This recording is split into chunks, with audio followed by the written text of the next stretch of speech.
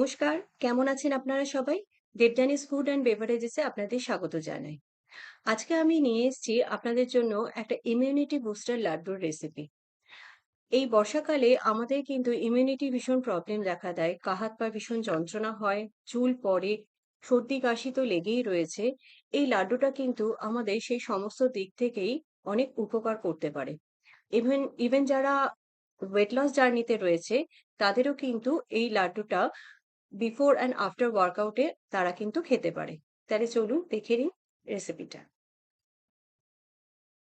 আমি এখানে লাড্ডু বানানোর জন্য প্রথমেই যেটা নিয়েছি, এখানে নিয়ে নিয়েছি ১.৫ কাপ পরিমাণ মাখানা।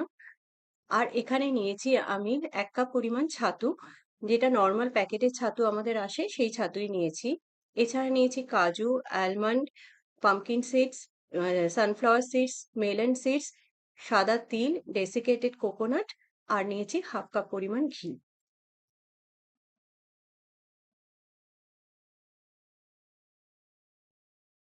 আমি এখানে প্রথমেই অনেকটা ঘি দিয়ে দেব না। প্রথমে আমি এখানে ২ চামচ মতো ঘি দিচ্ছি। এটাকে একটু হালকা গরম করে এর মধ্যে আমি মাখানাগুলো রোস্ট করে নেব। এটা কিন্তু মিডিয়াম ফ্লেমে করতে হবে এবং এই মাখানাটা পুরোপুরি ভালো মতো রোস্ট করতে মোটামুটি ৭ থেকে ৮ মিনিট সময় কিন্তু লাগবে। মাখানা কিন্তু খুবই একটা হেলদি অপশন। এটা কিন্তু ওয়েট লস জার্নিতেও সাহায্য করে এবং এর মধ্যে কিন্তু হাই প্রোটিন আছে। এটাকে একদমই মিডিয়াম ফ্লেমে একটু ধৈর্য ধরে মাখানাটা রোস্ট করে নিতে হবে। আমি এখানে একটা মাখানা ভেঙে একটু দেখে নিচ্ছি। এটা কিন্তু আরেকটু হবে, একটু শক্ত লাগছে। এখানে কিন্তু আমি অলরেডি মিনিট ৫ এটাকে রোস্ট করছি। আরো ২-৩ মিনিট এটাকে করে নেব, যাতে মাখাটা ভাঙার সাথে সাথে কিন্তু একদম পাউডারের মতো গুঁড়ো হয়ে যায়। তাহলেই বোঝা যাবে মাখানা কিন্তু একদম রোস্ট হয়ে গেছে। এখানে দেখুন, এটা কিন্তু একদম গুঁড়ো হয়ে যাচ্ছে। মাখানা কিন্তু একদম রোস্ট হয়ে গেছে। এটা আমি নামিয়ে নেব। এখানে আমি আরো ১ চামচ মতো ঘি দিয়ে দিলাম। এর মধ্যে আমি যত রকমের সিডস গুলো ছিল সব দিয়ে এগুলোকেও একটু ভালো করে রোস্ট করে নেব। এখানে দেখুন, আমার আমি সাদা তিলটাও এর মধ্যে দিয়ে দিয়েছিলাম। এগুলো কিন্তু খুব ভালো মতো ফ্রাই হয়ে গেছে। এটাকে নামিয়ে নেব। সিডস গুলো যখন ফ্রাই হয়ে যাবে তখন কিন্তু এটা সবসময় একটা ফাটার আওয়াজ পাবেন, তাহলেই বুঝবেন কিন্তু সিডস গুলো ভালো মতো ফ্রাই হয়ে গেছে। এবার এখানে আরো ১ চামচ ঘি দিয়ে আমি দিয়ে দিলাম এখানে আলমন্ড আর কাজুটা। এটাকেও আমি ভালো করে ফ্রাই করে নেব। যখন আলমন্ডটা ফ্রাই হয়ে যাবে সেটাও কিন্তু চটচট করে ফাটতে শুরু করবে এবং কাজুটাও কিন্তু বেশ একটু বাদামি রং যখন ধরতে শুরু করবে তখন এটাকে নামিয়ে নেবেন। এই লাড্ডুটা বাচ্চা বড় প্রত্যেকের পক্ষেই কিন্তু ভীষণ ভালো এবং যেহেতু এর মধ্যে এত রকমের সিডস বাদাম রয়েছে, এগুলো কিন্তু আমাদের চুল আর স্কিনের পক্ষেও ভীষণই ভালো। এখানে আমার বাদামটা হয়ে গেছে, এটাকে আমি নামিয়ে নিচ্ছি। এরই মধ্যে যে ১/২ কাপ ডেসিকেটেড কোকোনাটটা রেখেছিলাম সেটাই মিশিয়ে দিলাম।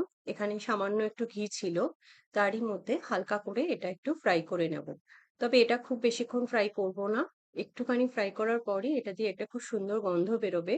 তবে সেরকম ভাবে কালার চেঞ্জ আমরা করব না। জাস্ট একটু ভালো করে ফ্রাই করে নেব। আপনারা হয়তো যারা ওয়েট লস জার্নিতে রয়েছেন তারা ভাবছেন হয়তো যে এত ঘি আছে, কি করে খাওয়া যাবে? কিন্তু গুড ফ্যাট কিন্তু সবসময়ই ভালো এবং একটা আধটা এরকম খেলে এবং ঘিয়ের মধ্যেও কিন্তু আমাদের যথেষ্টই উপকারিতা থাকে। এতে কিন্তু স্কিনেরও একটা গ্লো আসে। এখানে আমার সবকিছু ভালো করে রোস্ট হয়ে গেছে। আমি একটা গ্রাইন্ডারের মধ্যে এই মাখানা, নাটস, সিডস যেগুলো ছিল সবই দিয়ে আমি এটার একটা পাউডার ফর্ম করে নেব। তবে কিছুটা সিডস আমি এখানে রেখে দেব। এটা আমি পরে আলাদা করে মেশাবো। এটা মুখে পড়লে খুব ভালো লাগবে খেতে। এখানে দেখুন, এটা আমার একদম সুন্দর মতো গুঁড়ো হয়ে গেছে। যদি একটু আধটু দানা, দানা থেকেও যায় কোনো অসুবিধা নেই। যেহেতু লাড্ডু তৈরি হচ্ছে, এটা মুখে পড়লে খেতে ভালোই লাগবে। এবার এখানে আমি আরো ১ চামচ পরিমাণ ঘি দিয়ে দিলাম। ঘিটা একটু গরম করে আমি এর মধ্যে দিয়ে দিচ্ছি 1/4 কাপ মতো কিশমিশ। এই কিশমিশটাও আমি এরই মধ্যে মিশিয়ে দেব, যাতে এটা খেতে খুব ভালো লাগে।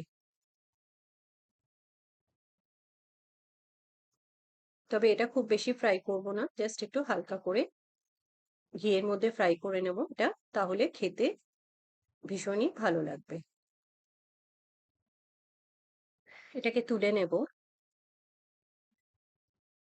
এবার আমি এখানে দিয়ে দিচ্ছি আরো 2 টেবিল স্পুন মতো ঘি।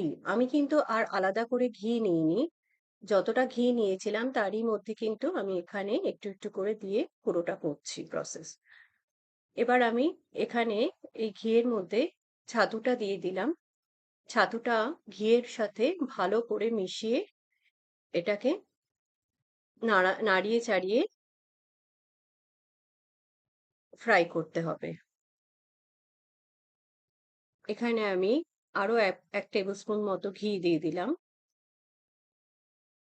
এটাকে ততক্ষণ অবধি ভালো করে ফ্রাই করতে হবে যতক্ষণ না এটা থেকে একটু, একটু করে ঘি ছাড়তে শুরু করে আর এটা একটু সফট হয়ে যায়। যখনই এখন দেখুন এটা ঘি দেওয়ার সাথে, সাথে একটু শক্ত, শক্ত মতো হয়ে গেছে। এটা ফ্রাই করতে, করতে কিন্তু এটা থেকে অলরেডি ঘি ছাড়তে শুরু করবে এবং এটা কিন্তু অনেক সফট হয়ে যাবে। এখানে আমি আরেকটু সামান্য ঘি দিয়ে দিলাম। ছাতু কিন্তু আমাদের গরমকালে পেট ঠান্ডা রাখে এবং অনেকটাই এনার্জি দেয়। এটা কিন্তু খুবই ভালো একটা অপশন এর মধ্যে। এখানে দেখুন, এটা কিন্তু একদম সফট হয়ে গেছে। আর এখান থেকে অলরেডি একটু, একটু করে ঘি ছাড়তেও শুরু করেছে। এটাকে আরেকটু আমি মিনিট ২ ভালো করে একটু নাড়িয়ে চাড়িয়ে নেব। এবার আমি যেই পাউডারটা পুরো রেডি করে রেখেছিলাম, সেটা আমি এর মধ্যে মিশিয়ে দিলাম আর ডেসিকেটেড কোকোনাটটাও এর মধ্যে দিয়ে দিলাম। এবার এটাকে ভালো করে ছাতুর সাথে মিশিয়ে দিতে হবে, যাতে পুরো এটা ভালো করে মিশে যায়। আলাদা করে কিছু যেন বোঝা না যায়।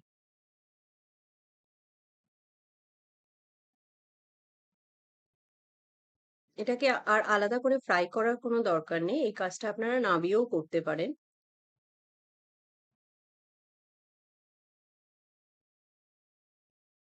এটাকে আমি এখানে নামিয়ে নিলাম। আমি এখান থেকে আরেকটু 1/2 চামচ মতো একটু ঘি দিলাম এখানে। আমার কাছে একটুখানি অ্যালমন্ড কুচোনো ছিল। আমি সেটাকে এই সামান্য ঘিয়ের মধ্যে দিয়ে একটু নাড়িয়ে চাড়িয়ে নিচ্ছি। এটা দেওয়ার কারণ হচ্ছে, এটা যখন মুখে পড়বে লাড্ডুর মধ্যে, এটা লাড্ডুটার মধ্যে একটা ক্রাঞ্চ আসবে। খেতে ভালো লাগবে। এটা অপশনাল, এটা আপনারা চাইলে দিতে পারেন, নাও দিতে পারেন। কেননা অলরেডি বাদামের গুঁড়ো তো আমাদের দেয়াই আছে এবং বিভিন্ন রকম সিডসও রয়েছে ওখানে। আমার কাছে ছিল এটা, তাই আমি এটা দিয়ে দিলাম। একটু হালকা ফ্রাই করে দিলে এটা খেতে ভালো লাগবে। আর এটার শেলফ লাইফটাও বেড়ে যাবে। এখানে দেখুন আমি বাদামটা মিশিয়ে দিয়েছি। আর কিশমিশ সিডস যেগুলো ছিল সবই কিন্তু আমি এখানে একসাথে মিশিয়ে দিলাম। এখানে আমি দিয়ে দিচ্ছি 1/2 চামচ মতো এলাচ গুঁড়ো। এতে গন্ধটা খুব ভালো আসবে। এটাকে সবকিছু একসাথে খুব ভালো করে মিশিয়ে নিচ্ছি।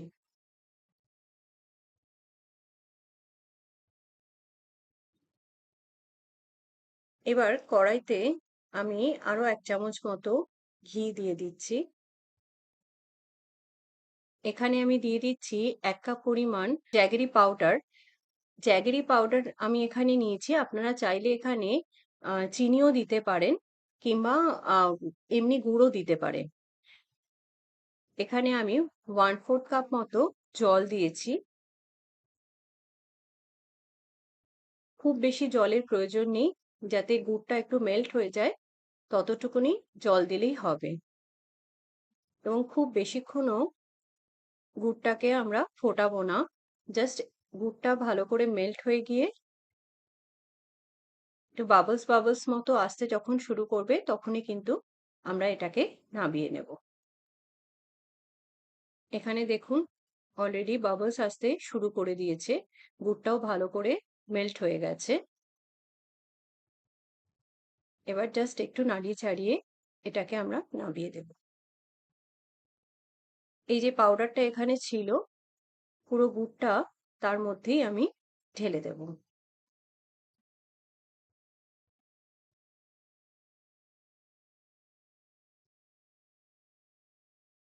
এবার কিন্তু এই গরম অবস্থায় এটাকে ভালো করে নাড়িয়ে চাড়িয়ে নিতে হবে, নালে কিন্তু গুড়টা জমতে শুরু করে দেবে, তখন ভালো করে মেশানো যাবে না।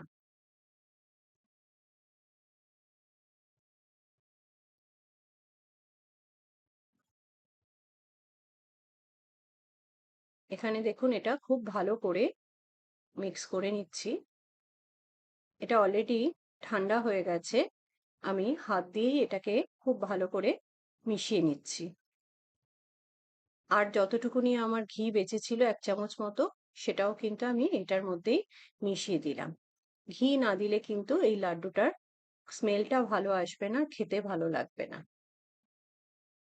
আপনারা এই লাড্ডুটা খেয়ে দেখবেন, খেতে তো ভালোই, এটা কিন্তু খুবই ভালো কাজ করে ইমিউনিটি বাড়ানোর জন্য। কারণ এতে কিন্তু একটাও খারাপ জিনিস কিছু করেনি। আমি এটাকে এবার আস্তে আস্তে করে লাড্ডুর শেপে গড়ে নিচ্ছি। আমার কাছে একটুখানি পেস্তা গুঁড়ো ছিল, আমি সেটা একটু সাজানোর জন্য লাগিয়ে দিলাম। এটা অপশনাল, আপনারা চাইলে দিতে পারেন, না না দিলেও হয়।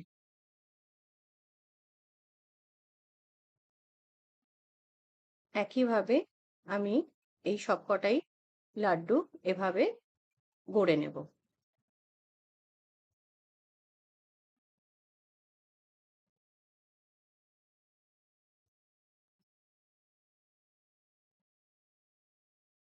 এখানে দেখুন এটার ওপরেও আমি পেস্তার গুঁড়ো দিয়ে দিয়েছি। নিন, তৈরি হয়ে গেল ইমিউনিটি বুস্টার লাড্ডু। অবশ্যই এটা আপনারা বানাবেন এবং খাবেন এবং জানাবেন আপনাদের কেমন লাগলো। আশা করি আমার রেসিপিটা আপনাদের ভালো লেগেছে। আর আমার রেসিপিটা যদি আপনাদের ভালো লেগে থাকে, তাহলে আমার চ্যানেলটাকে একটা লাইক, শেয়ার, সাবস্ক্রাইব করতে কিন্তু ভুলবেন না। আর বেল আইকনটা প্রেস করে দেবেন আমার পরবর্তী ভিডিও নোটিফিকেশন পাওয়ার জন্য। আর আমার চ্যানেলটাকে একটু ফলো করে দেবেন। আপনারা সুস্থ থাকুন, ভালো থাকুন, ভালো খান। ধন্যবাদ।